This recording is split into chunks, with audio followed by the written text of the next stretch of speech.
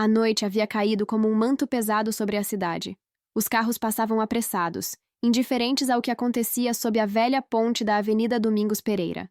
Ali, entre pilastras de concreto frio e respingos de chuva, uma figura pequena e magra tentava se aquecer com um cobertor rasgado. O rosto estava sujo, os olhos fundos, e as mãos tremiam mais pelo medo do que pelo frio. Aquela mulher não pedia esmolas, não falava com ninguém, só ficava ali, imóvel, olhando para o nada, ou para tudo. Do outro lado da cidade, em uma cobertura luxuosa, Alexandre Ferraz voltava de uma reunião exaustiva. Aos 39 anos, era CEO de uma das maiores incorporadoras do país, dono de uma fortuna invejável, presença constante em revistas de negócios e solidão. Desde a morte do pai, Alexandre assumira tudo: a empresa, os funcionários, os investimentos e a mãe doente. Dona Eugênia, uma mulher elegante e culta, agora passava os dias em uma cadeira de rodas, vivendo entre memórias e silêncios. Naquela noite, algo em Alexandre incomodava. Ele decidiu tomar um caminho diferente até em casa. Desviou por ruas que não passava há anos. E foi ali, ao parar no semáforo perto da ponte, que viu ela, sentada no chão, abraçada ao próprio corpo. O olhar dela não era de miséria. Era de dor. Dor antiga. Ele não sabia explicar por quê, mas algo naquele olhar o fez parar o carro, descer e se aproximar. "Você precisa de ajuda?" perguntou. Ela hesitou. Olhou para ele como quem não acreditava. Ficou em silêncio. Alexandre insistiu. "Não quero te assustar. Só... Posso te levar para um lugar seguro?" A mulher, ainda calada, assentiu com a cabeça. Ele estendeu a mão. Ela a pegou com hesitação, mas firmeza. No caminho até o carro, a chuva aumentou. E pela primeira vez, Alexandre percebeu. Ela não devia ter mais de 30 anos. Era bonita, mesmo com os cabelos desgrenhados e a roupa encharcada. E seus olhos pareciam dizer coisas que ela mesma havia esquecido como expressar. No carro, o silêncio reinou. Alexandre ligou o aquecedor, entregou um lenço. "Qual seu nome?" "Ana." Foi tudo o que ela disse. Chegando em casa, o porteiro arregalou os olhos. Alexandre apenas sinalizou com um gesto para não fazer perguntas. A empregada, Dona Wanda, correu para ajudar, mas Ana recusava tudo: toalha, sopa, cobertor. Ficou parada, como quem tinha medo de estar sonhando. Alexandre precisou quase implorar para que ela se sentasse. "Você pode dormir aqui esta noite. Depois a gente vê o que faz, tudo bem?" "Por quê?" ela perguntou com a voz rouca. "Por que o quê?" "Por que está me ajudando?" Alexandre pensou, mas não respondeu. Apenas disse: "Porque você parece ter esquecido o que é ser cuidada." Ana desviou o olhar. Ficou em silêncio. Aceitou a sopa. Dona Eugênia, a mãe de Alexandre, que raramente descia para a sala, apareceu mais tarde. A cadeira de rodas deslizou silenciosa pelo mármore branco. Ao ver Ana, parou. Olhou fixamente para ela. E então, num sussurro: "Eu conheço você." Ana se levantou devagar, os olhos arregalados. "A senhora deve estar enganada." "Não", disse Eugênia. "Você tem os olhos dela." Alexandre observava confuso. "Mãe, você está bem?" "Sim, só estou surpresa. Ela me lembra alguém. Alguém que... Eu nunca soube o que aconteceu." Ana ficou visivelmente desconcertada. "Posso ir ao banheiro?" Ela saiu da sala com passos apressados. Alexandre a acompanhou com os olhos, sem entender nada. Quando se virou, encontrou a mãe chorando em silêncio. "Mãe, o que foi isso? Por que você disse que a conhece?" "Não sei, filho. É como se meu coração tivesse reconhecido ela antes da minha mente." Horas depois, Ana já dormia no quarto de hóspedes, exausta, com os cabelos ainda úmidos. Alexandre desceu até a sala para buscar um cobertor extra, mas ao se aproximar do quarto da mãe, ouviu soluços. Dona Eugênia segurava uma antiga fotografia. "Ela parece com quem, mãe?" "Com Helena." Alexandre congelou. Helena era o nome da irmã de sua mãe, uma tia que ele nunca conheceu. Sumiu quando era jovem. Fugiu da casa dos pais após um escândalo familiar e nunca mais voltou. Ninguém sabia se estava viva ou morta. Era o segredo sujo da família Ferraz. Mas, mãe, isso foi há quase 40 anos. Você acha que essa mulher tem ligação com a tia Helena? Eu não sei. Mas algo nela me assusta. Ou me atrai. É como se o passado tivesse voltado para acertar as contas. Alexandre não conseguiu dormir naquela noite. Algo naquela mulher estava mexendo com tudo. Com a mãe. Com ele. E com uma parte do passado que ele achava enterrado. Ele a acolheu por compaixão. Mas agora, ela podia ser a chave de um segredo que sua família tentou esquecer. O dia seguinte amanheceu carregado, com nuvens espessas cobrindo o céu e um silêncio desconfortável pairando sobre a cobertura dos Ferraz. Ana acordou cedo, mesmo sem sono. Sentia-se deslocada, como se tivesse invadido uma realidade que não era sua. O quarto de hóspedes era maior que o apartamento onde morou com os pais, antes de tudo ruir. Ela se levantou, caminhou até a janela e viu a cidade começando a despertar. Ali, entre o vidro e o mundo, sentia-se invisível. Como sempre. Enquanto isso, Alexandre preparava o café. Estava inquieto desde a noite anterior. O nome Helena ecoava em sua mente como um eco antigo e desconfortável. Nunca havia dado muita atenção à história da tia desaparecida. Cresceu ouvindo sussurros, fragmentos de conversas interrompidas e frases que terminavam com "melhor deixar pra lá". Mas agora, olhando para Ana, era impossível não notar as semelhanças. O formato dos olhos, o tom da pele, até o jeito de inclinar a cabeça quando ouvia algo com atenção. Ana desceu para a cozinha com passos tímidos. Usava roupas que Dona Wanda havia emprestado. Estavam limpas, mas não pareciam pertencer a ela. Ela parou na porta, hesitante. "Posso?" "Claro", disse Alexandre, tentando soar natural. Sentaram-se à mesa. Ele empurrou uma caneca de café quente para ela. "Conseguiu dormir?" "Mais do que estou acostumada." "Você parece melhor."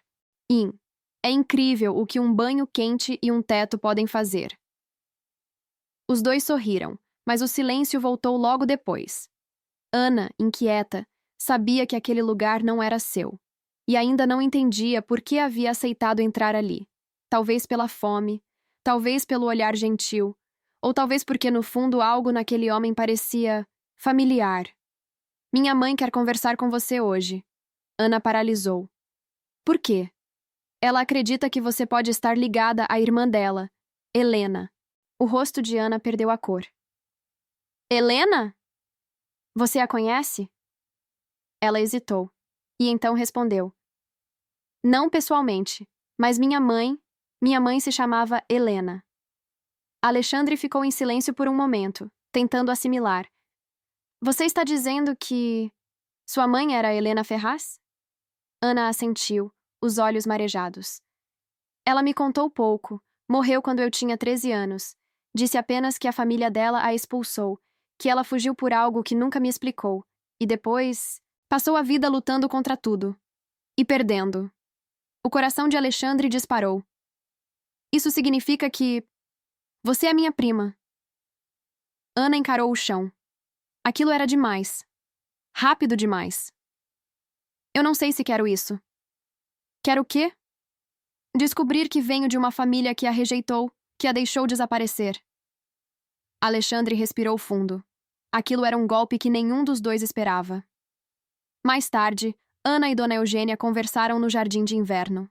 A senhora segurava um envelope amarelado, com a caligrafia antiga de Helena. "Ela escreveu essa carta para mim, mas nunca enviou. Foi a filha dela, você, que a trouxe de volta para mim, sem saber." Ana pegou o envelope com as mãos trêmulas.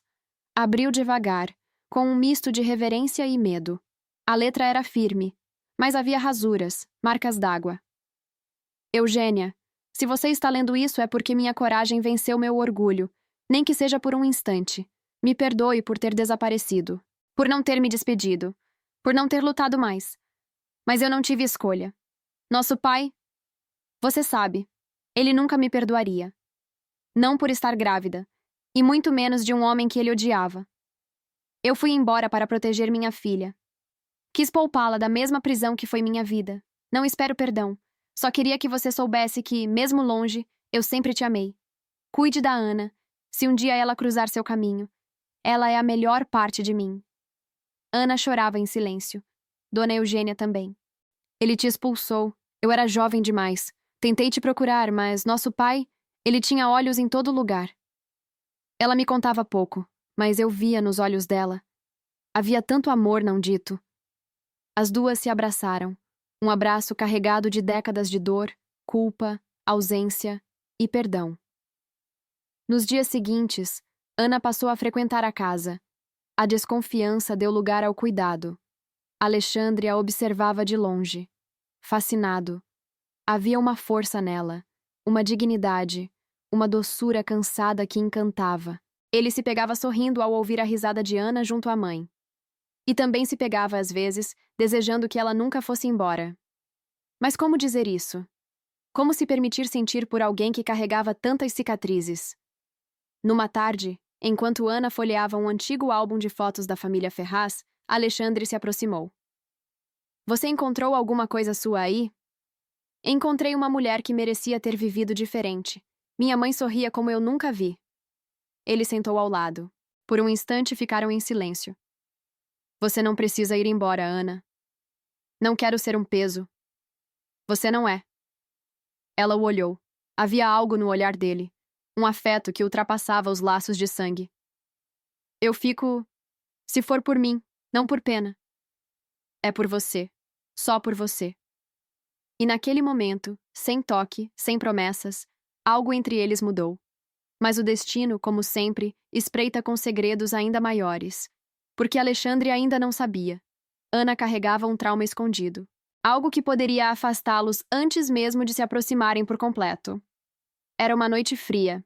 A cidade lá fora dormia em silêncio, mas na mente de Ana, as lembranças ecoavam como gritos abafados. Ela estava deitada no quarto de hóspedes, olhos abertos, coração inquieto. Desde que lera a carta de sua mãe, algo dentro dela havia se quebrado, ou talvez se soltado, como se uma parte de si finalmente tivesse se libertado, enquanto outra afundava em uma angústia ainda maior. Nos últimos dias, a casa dos Ferraz havia se tornado algo estranho para ela. Acolhimento. Dona Eugênia, agora mais leve, fazia questão de incluir Ana nas conversas, nas refeições e até nas decisões da casa. Clara, a empregada mais antiga, dizia que nunca tinha visto a patroa tão viva desde o AVC. E Alexandre, ele estava cada vez mais presente, atencioso, gentil. Mas havia algo nos olhos dele, algo que misturava respeito, curiosidade e desejo. E Ana sentia que estava se apaixonando. Mas o amor dela carregava algo sombrio. Naquela noite, Ana decidiu sair. Precisava respirar. Caminhou pelas ruas da região até chegar a uma pracinha onde crianças brincavam durante o dia. Sentou-se no banco de madeira, abraçada aos joelhos. O frio não incomodava tanto quanto o que queimava por dentro. Foi ali que ouviu a voz que não esperava. Você sempre gostou de fugir no silêncio. Ana gelou. Virou lentamente o rosto. Era Caio. Um homem de aparência rude, barba mal feita, olhos marcados por desconfiança. E memórias. O que você está fazendo aqui? Te procurando, claro. Quando a gente dorme na rua junto por 3 anos, é difícil simplesmente esquecer. Ana se levantou, nervosa. Vai embora, Caio. Você mudou. Roupas limpas, cabelo escovado. E agora tem um sobrenome poderoso, né? Ferraz. Ela engoliu seco. Eu não te devo nada. Não? E os favores que eu te fiz? As noites em que te defendi? A vez que eu roubei remédio para você? Ana sentia o estômago se revirar. Eu te agradeci, mas também vi o que você fez com aquela menina. Eu calei por medo, mas nunca perdoei. Ele riu, sarcástico. Você se acha melhor agora porque tem teto e comida? Não se esquece, Ana. Você e eu viemos da mesma lama, e quem nasce nela não escapa. Ela virou de costas e saiu andando rápido, o coração acelerado, as mãos tremendo. Mas sabia, aquilo era apenas o começo. No dia seguinte, Alexandre percebeu que havia algo diferente. Ana estava mais fechada, mais calada. Tentava sorrir, mas os olhos a entregavam. Ele esperou todos saírem da sala e se aproximou devagar. Aconteceu alguma coisa? Não, só estou cansada. Não minta para mim. Ela o encarou. E algo dentro dela gritou. Queria contar. Queria se libertar. Mas ainda não. Não ainda. É só o passado me lembrando que ele existe. Você pode falar comigo. Seja o que for. Eu tenho medo de perder isso aqui. Tudo isso. Você. Ele segurou sua mão com firmeza. Você não vai me perder. Mas Caio voltaria. E voltou. 2 dias depois, apareceu na entrada da cobertura, disfarçado como entregador. Foi interceptado pelo segurança, mas conseguiu deixar um envelope. Dentro havia uma foto de Ana, suja, dormindo encostada em uma lixeira. E um bilhete. Ela não é quem você pensa. Quer a verdade? Me encontre. Alexandre encontrou o envelope horas depois, jogado sob a correspondência. Seu coração acelerou. Levou o conteúdo ao escritório e leu o bilhete dezenas de vezes. As mãos suavam, a cabeça girava. A foto era recente. Muito recente. Ana nunca falara com detalhes do tempo na rua. E ele nunca perguntou. No mesmo dia, ele a chamou para conversar. Ana. Alguém esteve aqui. Deixou isso. Ela viu a foto e congelou. Não era vergonha. Era medo. Ele voltou. Quem é ele? Caio. Um homem com quem dividia a rua por um tempo. Ele era perigoso. Roubava, ameaçava, machucava quem não obedecia. E você? Eu sobrevivia, Alexandre. Eu só fingia que não via as coisas. Uma vez ele tentou algo comigo. Eu reagi. Depois disso, ele passou a me seguir, a me vigiar, a me controlar. Fugir dele foi como fugir de uma prisão. Alexandre estava em silêncio, o estômago revirado. Mas não por julgamento, por raiva. Ele te machucou? Não fisicamente. Mas ele sabia como me quebrar. Você está segura agora. Ninguém vai te encostar. Eu prometo. Ana chorou. Pela primeira vez, ela chorou no colo de alguém que não ia embora depois. Mas no fundo, ela sabia que a paz duraria pouco. Naquela madrugada, Alexandre saiu de casa e foi até o endereço que Caio deixara no bilhete. Um bar decadente, onde os piores tipos se escondiam. Encontrou Caio sentado, bebendo. Você não vai chegar perto dela de novo. Vai me pagar para sumir, milionário? Não, mas se tentar alguma coisa, vai se arrepender. Caio riu. Você a ama, né? Que engraçado. Ela vivia dizendo que não prestava, que carregava uma culpa que ninguém deveria saber. Pergunta para ela o que aconteceu com o irmão dela. Pergunta. Vai. Alexandre o encarou confuso. Que irmão? Ah, ela não contou? Claro que não. Eu contaria. No caminho de volta, Alexandre sentia o mundo girar. Ana tinha um segredo maior do que ele podia imaginar. Um segredo que envolvia uma morte? E agora ele precisava decidir. Acreditar em tudo o que ela era com ele, ou nas sombras do que ela foi. O céu parecia mais pesado naquela manhã, como se o mundo soubesse que algo estava prestes a ruir. Alexandre chegou em casa com o coração em guerra. As palavras de Caio ainda martelavam sua cabeça como pregos. Pergunta para ela o que aconteceu com o irmão. Mas como? Como perguntar isso a alguém que ele estava aprendendo a amar? Como abrir essa ferida sem saber o tamanho do estrago? Ana estava na varanda, observando a cidade. Usava uma blusa simples, cabelos presos e o olhar distante. Quando viu Alexandre, sorriu.